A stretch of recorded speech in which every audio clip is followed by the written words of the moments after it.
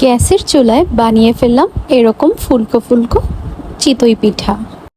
চিতই পিঠা বানানোর জন্য আমি যা যা করেছি, আতপ চাল ভিজিয়ে নিয়েছি পরিমাণ মতো, আর সাথে দিয়েছি রেগুলার চাল, যেটা আমরা সচরাচর ভাত খেয়ে থাকি, ওইটা জাস্ট এক মুঠো দিয়েছি, আর আতপ চাল দিয়েছি।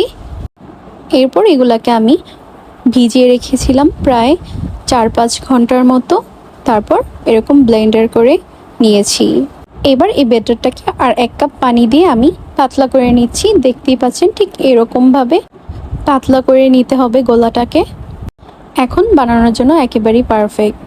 আমি এখানে আমাদের বাসায় থাকা একটা পুরনো মাটির খোলা নিয়েছি। এটাকে সম্ভবত মালসাও বলা হয়।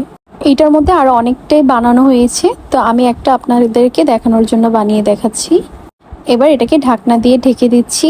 চুলার হিটটা মিডিয়াম আঁচে রাখলেই হবে, প্রায় 2-3 মিনিটের মতো। এরপর ফিরে আসলাম 3-4 মিনিট পর। দেখতেই পাচ্ছেন অনেকটাই ফুলকো হয়েছে। যেহেতু গ্যাসের চুলা, তো মাটির চুলার মতো অত একটা বেশি ফুলা না হলেও একেবারে পারফেক্টভাবেই হয়েছে। আর একেবারেই কাঁচা ছিল না, ভিতরে অনেক সুন্দরভাবে সফট পিঠাগুলো হয়েছে গ্যাসের চুলাতে। অনেকেই আমরা মনে করি গ্যাসের চুলাতে হয়তো বা পিঠা হয় না, কিন্তু আমি আজকে আপনাদের বানিয়ে দেখালাম।